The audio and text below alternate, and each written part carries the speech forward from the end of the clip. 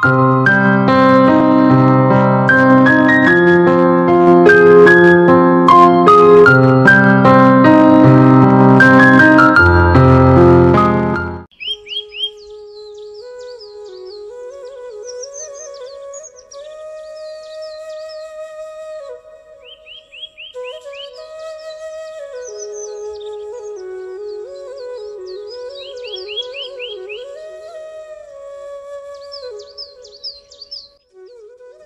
সকাল আমার প্রিয় পরিবার, তোমরা সবাই কেমন আছো? যে যেখান থেকে আমার ব্লগ দেখছো সবাইকে জানাই অনেক ভালোবাসা। আর তোমাদের ছোট বড় সবার আশীর্বাদে আমরাও বেশ ভালোই আছি। আর আজকে আবার তোমাদের আশীর্বাদে নতুন সকালে নতুন দিনে নতুন একটি ব্লগ এখান থেকেই শুরু করলাম। সকাল 6টা বাজে। তো সকাল সকাল উঠে তোমার বাইরেরটা যদি ঘোরা যায় না, কি সুন্দর হাওয়ায় ফুল গাছগুলো যে আছে, সেই সকালের হাওয়াটা এত সুন্দর নড়চড় করে, কি ভালো লাগে। ফুলগুলো যে ফুটে থাকে খুব সুন্দর লাগে। আর এইদিকে হচ্ছে আমার প্রতিপরমেশ্বর পুজো দিয়ে দিল, ওর পুজো ঘরের পুজো দেওয়া শেষ। তো এখানে দেখো না, বাটিতে আমি রোজ দিন আইসক্রিমের বাটিতে পাখিগুলোকে জল দিয়ে রেখেছি। ওরা না প্রতিদিন ঠাকুরকে যে জল দিই, সেই শিব ঠাকুরের যে বাটিতে জল দেওয়া থাকে সেটা জলই খায়। আর এই বাটিতে দুদিন থেকে জল দিচ্ছি না, বাটির জলটা খেয়ে নিচ্ছে, মানে সারা দিন বাটির জলটা খেয়ে নিচ্ছে। আর এত কষ্ট লাগে না, এত রোদ, ওরা শুধু জল খুঁজে বেড়াচ্ছে। আর আমার ছেলে বলছে গামলায় করে জল দাও না, ওরা খাবে, স্নান করবে। তো আমি বলছি গামলায় জলটা দিলে তো মানে এক্সট্রা তো নেই, তো এখন ঘরের যা আছে ব্যবহার করার জিনিস, রান্নাঘরের বাসনপত্র, তো এক্সট্রা আনতে হবে, কিনে আনতে হবে, তারপরে গামলায় ভরে জল দেব, প্লাস্টিকের গামলায়। তো এত গরমে শুধু জলই খুঁজে বেড়াচ্ছে। আর এইদিকে দেখো প্রতি পরমেশ্বরে আজকে শনিবারের যে বাইরে ভোগ দেওয়া হয়েছে, ভোগ দিয়ে সবাইকে বাচ্চাদেরকে দিয়ে দিল।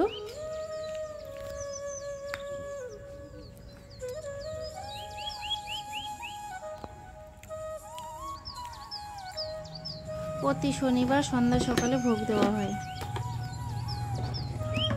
আর এদিকে পাখিগুলোর আওয়াজ শুনতে পাচ্ছ তোমরা? ওর যদি পুজো দেওয়া হয়ে গেছে, তো পুজো দেওয়া হয়ে যাওয়ার পরে ওরা বুঝতে পারে এখন খাবার দিবে, খুব চেঁচামেচি করে কাক আর পাখি। ওর মানে পুজো দেওয়া হইলেই চিল্লামিল্লি শুরু করে দেয়, যতক্ষণ বিস্কুট না দেবে ততক্ষণ চুপ হবেই না। তো ওকে বিস্কুটটা বের করে দিয়ে আমি এখানে বসে গেছি শাক কাটতে। আর দেখো স্নানের পরে আমি চুলটাও খুলিনি, শুকাইনি। চুলটা শুকাতে গেলে এখন অনেক লেট হয়ে যাবে, তো রান্নাটা তো প্রয়োজন, কি বলবো। তো আমি আগে রান্নাটাই করে নিই। আর চুল ছাড়ে দিয়ে না রান্নাঘরে কেন জানি ঢুকতে ইচ্ছে করে না, মনে হচ্ছে কোথায় গিয়ে উড়ে টুড়ে পড়ছে না কি হচ্ছে এরকম। আর আজকাল তো সবারই কম বেশি সবার চুল, মাথার চুল মানে উঠেই, এটা সবাই জানো। তো আমারও উঠছিল কিছুদিন আগে, উঠে উঠে মানে আমার আধা আধা চুল শেষ মাথার। তো এই যে আমার ছেলে অনলাইনে দেখেছে একটা মানে তেল চুল ওঠা যে কমবে, তো ওই তেলটা আমি অনেক কিছু অ্যাপ্লাই করেছি, কোনো কিছুতেই কোনো কিছু মানছেই না। তো ওই তেলটা দেখার পর তো আমি বলছি দেখি অর্ডার দে। তো 4-5 মাস থেকে ওই তেলটাই ইউজ করছি, এত সুন্দর ফল পেয়েছি, চুল একটা চুলও ঝরছে না। তো এই আমি বুদ্ধিটা যদি কিছুদিন আগে আমার এইটা মানে যদি দেখতাম বা জানতাম, তো আমি তো আর সব কিছু ওগুলো মোবাইলে কি দেখে না দেখে, কোথায় কি পাওয়া যায় না যায় আমি অত সার্চ করিও না, দেখিও না। সারাদিন আমার ইউটিউবটাতেই আমার সময় শেষ। তো ছেলেটা দেখেছে বলেই আমাকে বলছে যে নিবা তুমি, আমি বলছি ঠিক আছে দে অর্ডার। তো 5-6 মাস থেকে ব্যবহার করছি, চুল একটা চুলও এখন ঝরে না। ঝরে মাঝে মধ্যে যখন তেলটা মাথায় শুকিয়ে যায়, ধরো কদিন হয়ে গেছে শ্যাম্পু করা হয়ে গেছে, মাথার চুলটা শুকাচ্ছে না, তখন আমি তোমার হচ্ছে চিরুনি করতে গেলে 2-1টা চুল মাথা থেকে পড়ে যায়। তো অনেকটাই আমি ফল পেয়েছি চুলের তেলটা মানে দিয়ে, বেশি দামও না, যে খুব একটা দাম সেরকমও না। আর এতদিনে মনে হয় আমার চুল আরও মনে হয় যে ঝরে, মানে যে হারে চুল ঝরছিল না, আমার এতদিনে মনে হয় আরও মাথা পুরা মনে হয় মাথা ফাঁকা হয়ে যেত, অনেকটাই ফাঁকা হয়ে যেত। যেরকম আমি বলছি আরও কিছুদিন আগে যদি আমি জানতাম তাহলে আমার চুলটা থেকেই যেত, এতটাই ফাঁকা হইতো না। তো এতদিনে ওই তেলটা ইউজ করা না করলে আমার আরও চুলটা ঝরে যেত। তো প্রেশার কুকারে আমি ডালটা সে তোমার ছোলা সেদ্ধ বসিয়ে দিয়ে ওইদিকে বাইরে ওকে জিনিস টিনিস এগোয় দিচ্ছিলাম, পুজো করছিল। এদিকে হচ্ছে সিটি বেশি পড়ে গেছে, তো ছোলা আর সে তোমার ঘুগনি আর মটর আর ঘুগনি হলো না, আধা ঘুগনি হয়ে গেছে আর আধা ডাল হয়ে গেছে। আজকে ছোলার সে তোমার হচ্ছে ছোলা বলছি বারবার, মটরের ঘুগনি আর মটরের ডাল একসাথে হয়ে গেছে। তো এক্সট্রা মানে আর ডাল করতে হলো না, ওটাই ডাল ওটাই ঘুগনি। তো মানে আমার বেশি গলে গেলে না ভালো লাগে না, হালুয়ার মতো হয়ে যায়। তো একটুখানি মানে দানা গোটা গোটা থাকলে আমার ওই ঘুগনিটা খেতে ভালো লাগে। তো আজকে একেবারে অনেকটাই মানে গলে গেছে, দেখি মনটা খারাপ হয়ে গেছে। তারপর ওইদিকে আমি বাইরে কাজ করতে করতে ওর সাথে এদিকে আমি যে গ্যাসটা যে অফ করবো সেটাও আর মানে ঘরে ঢুকতে পারিনি। এই জন্য সকালটা আমার যে তাড়াহুড়ো, প্রতিটা দিন সকালটা অনেক তাড়াহুড়ো। এদিকে মানে ঘরে বাইরে একা একাই করতে হয়, তবুও মানে করতে হয়, মানে ওর মধ্যেই চলতে হয়।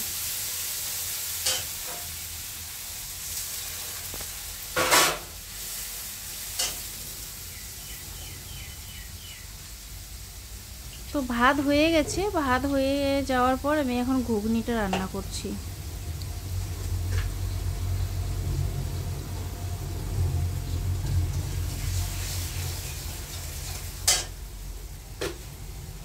তারপর কি কি রান্না করব দেখি, সবজি কাটা কুটা হয়নি এখনও।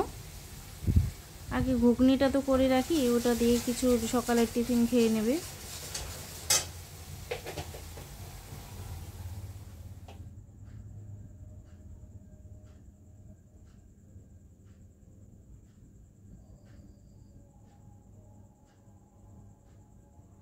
তো এই দেখো আমার ঘুগনি দেখিয়ে দিচ্ছি একটু, হাফ ডাল হাফ ঘুগনি হয়ে গেছে। আর কয়েকটা ছোলাও মিক্স করে দিয়েছিলাম, তো ছোলাটা আবার গলে না কেন জানি না, কিন্তু মটরটা গলে যায় আর ছোলাটা গলতে চায় না। তো ভাতটা হয়েছে আর ঘুগনিটা হয়েছে, ওইদিকে তোমার বাকি ভাত রান্না কি কি করব না করব সেটা পরে করব। তো যে ডাটা শাকটা কুচিয়ে কুচিয়ে মানে ধুতে গেলে না খুব কষ্ট, অনেকক্ষণ সময় লাগে। আর যদি কি মানে তোমার হচ্ছে গোটা গোটাই ধুয়ে তারপরে শাকটাকে কুচিয়ে কাটলে না কাটাটাও বেশ ভালো হয় আর কষ্ট হয় না, ধুতেও কষ্ট হয় না।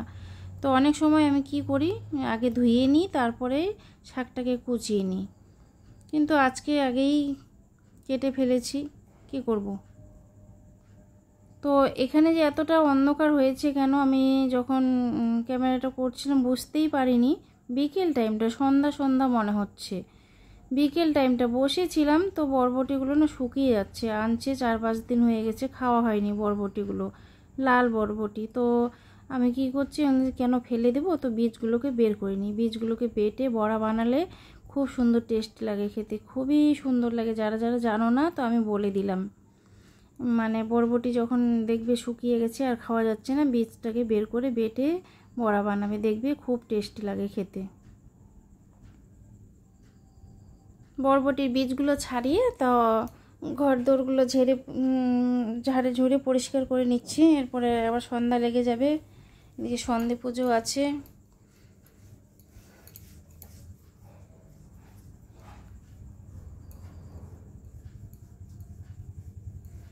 আর এত যে গরমের মধ্যে বাড়িঘর শুকিয়ে গেছে, তোমাদেরকে কি বলবো, দেখো কেমন ধুলো উড়াচ্ছে। তারপর সন্ধ্যাবেলা সোনামণিকে বললাম যে একটু পুজোটা দিয়ে দে তো বাবা, আমার একটুখানি হেল্প হবে, যদি এইটুকুই সময় আমার কাছে বেঁচে যায়, ওইটুকুনি সময় আমার অনেকটাই হেল্প হবে। তো সারাক্ষণ একা একা এই করো ও করো, এটা শেষ হতে না হতে আরেকটা শুরু করো, তো এইটুকু কাজে যদি মানে হেল্প হয় না, মনে হচ্ছে যে অনেকটাই আমার হেল্প হলো। আর মনে হচ্ছে আমার কেউ একটুখানি হেল্প করে দিলে মনে হচ্ছে ওইটুকুই আমার স্বর্গের সুখ। তো একা একা করলে না একটুখানি হেল্প মানে সাহায্য পেলেও ওটাই অনেক খুশি লাগে, যে অল্পতেই অনেক খুশি হয়ে যাওয়া যায়। দেখবে বাড়ির মানে ব্যাপার, বাড়ির পরিবার মানে কিছু করে দিলে, একটুখানি সাহায্য করে দিলে হাতে হাতে, ওটাতেই মনে হচ্ছে অল্পতে অনেক পাওনা হয়ে যায়। আর অল্পতেই মনে হচ্ছে মনটা অনেক খুশি হয়ে যায়, অনেকটাই ভালো লাগে যে একটা কাজ করে দিলেও অনেকটাই আমার মানে মনটা খুব খুশি হয়ে যায়। মনে হচ্ছে ওখানেই যে আমার কতটা সময় বেঁচে গেল। তো এদিকে পুজো দিচ্ছে বাইরে, আর এদিকে আমাদের লালিটা ওর পেছন পেছন ও দেখছে কি করছে না করছে, ওকে ধ্যান দিয়ে দেখছে কি করছে, কথা বললে আবার চলে যাচ্ছে। তো পুজো দেওয়া হয়ে গেছে, সন্ধি পুজো দেওয়া হয়ে গেছে, তারপরে আমি আসলাম চা বানাতে। আদা দিয়ে দুধ চা বানিয়ে নিয়েছি। আর আদা দিয়ে চা কার কার খেতে ভালো লাগে একটু কমেন্টে জানিও। আমার না খুবই ভালো লাগে। আমার বাড়িতে কেউ খায় না আদা দিয়ে চা, কিন্তু লাল চা যখন বানাবো দুধ ছাড়া, তখন আদা গোলমরিচ দিয়ে খাবে।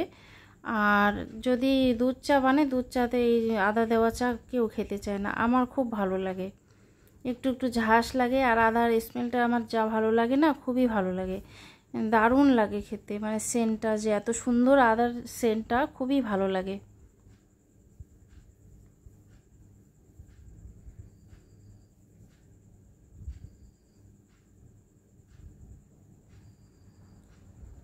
আর কিছুদিন থেকে চা খাচ্ছি না, এখন কেন জানি মনে হলো। সকালেও মানে সকালটা খাই, আর সন্ধেবেলা অনেক দিন থেকে চাই খাওয়া হয় না এত গরমের জন্য। তো আজকে মনটা চাইলো আমি চা খাবো, তো ওই জন্যে চাটা বানিয়ে নিলাম। কেউ তো নেই, একা একা 1 কাপ ঘরে চা বানিয়ে নিলাম। সকালটা চা খাওয়া হয় একটুখানি কম বেশি, একটুখানি চা খাওয়া হয়। আর সন্ধেটা মানে একা থাকাতেই গরম পড়ে যাওয়াতে আর খাওয়া হয় না। শীতকালে কিন্তু আমি প্রতিদিন 1 গ্লাস মানে চাটা খাওয়াতে মানে ভালো লাগে, এই জন্য 1 গ্লাস বানিয়ে নিয়ে বসে যাই। তো ঠিক আছে বন্ধুটা, আজকের মতো ব্লগটা আমি এখানে শেষ করছি।